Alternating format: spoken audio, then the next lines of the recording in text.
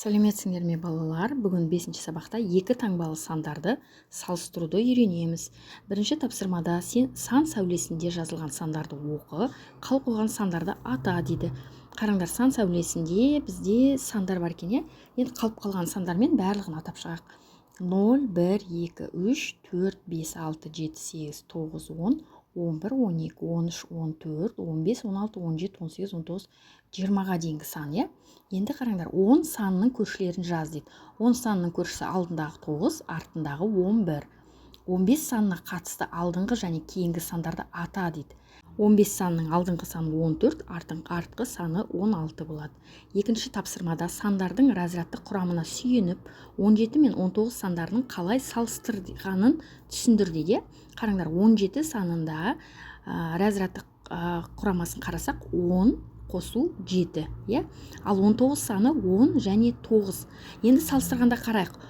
10 ондықтары екеуінікі бірдей, иә? Ондықтары бір ондығы бар.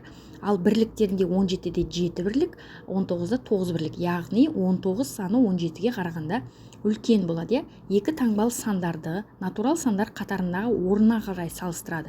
Яғни алдымен ондық разрядтан бастап салыстырады. Егер ондық сандары бірдей болса, онда бірлік разрядтарын салыстырады.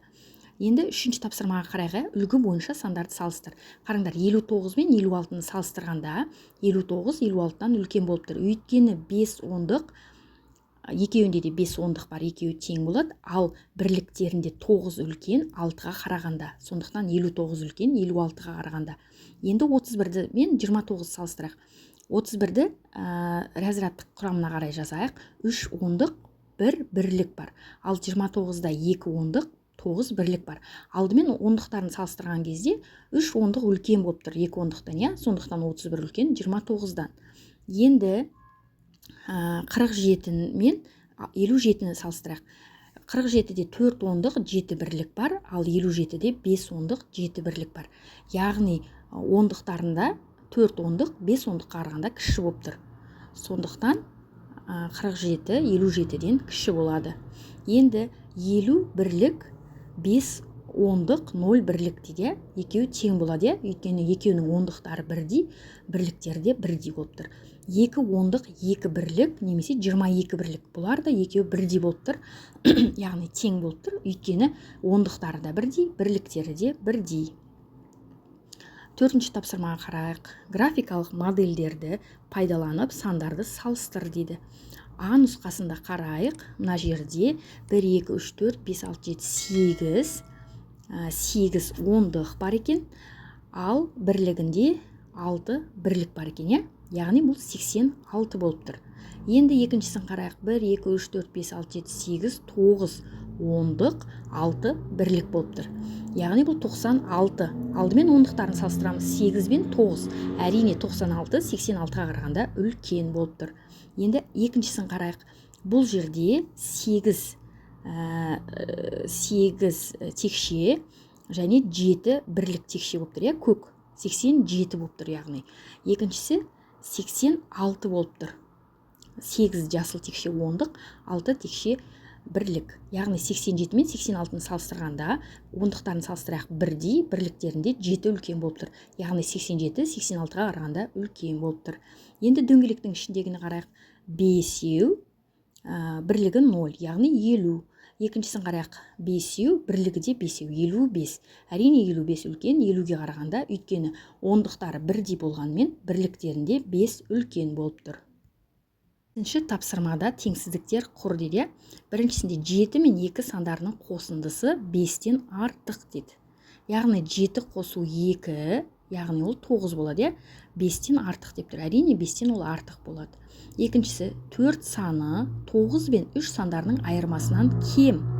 4 кіші 9 алу 3. 9-дан 3 алсақ 6, яғни 4 кіші 6-дан.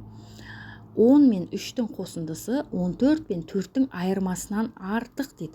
10 мен 3-тің қосындысы 10 қосу 3, яғни 13 артық үлкен 14 бен 4-тің айырмасы 14 алу 4 10 болады.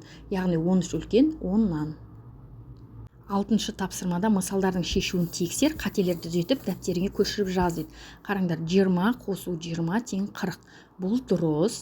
30 қосу 40. Әрине 80 дұрыс емес, ол 70 болады. Екінші, 90 алу 70 20 болады, 30 дұрыс емес 20. Осылай қатесін түзеп дәптерлеріңе көшіріп жазыңдар. 7-ші тапсырмада 87 мен 92 сандарының арасында орналасқан сандарды кему ретімен жаз дейді. Кему ретімен жазамыз. Яғни 92 санынан басталған санды кемітеміз 87-ге дейін. 91, 90, 89 және 88 болады. Осылардың ішіндегі ең үлкен санның алдындағы санды разрядты қосылғыштың қосындысы түрінде жаз дейді. Қараңдар, 91, 90, 89, 88 деген 4 санның ең үлкені қайсы? Ол 91 болады. Енді осы ең үлкен санның алдындағы сан дейді. Алдындағы сан ол 90 болады. Енді 90-ды разрядты қосылғыштың қосындысы ретінде жазсақ, 90 тең 90 көбейтілген, қосылған 0. Бірлік жоқ қой, 0. Яғни 9 ондық болады. 0 бірлік болады. 8-ші тапсырмада 2 таңбалы сандар тізбегін жалғастырып жаз. Бұл сандардың ұқсастығы неде дейді? Қараңдар, 7 көрсетіліп тұр, қасында 8 көрсетіліп тұр, қасында 7 көрсетіліп тұр. Яғни бұл 87 деп жазамыз үстіне. Енді қараңдар, астында 7 тұр, оның қасында 6 тұр, яғни біз ол жерге не деп жазамыз? 76 деп жазамыз. Енді қараңдар, 6 және 5 тұр, 65 деп жазамыз. 5 және 4-ті 54 деп жазамыз. 4 және 3-ті 43 деп жазамыз.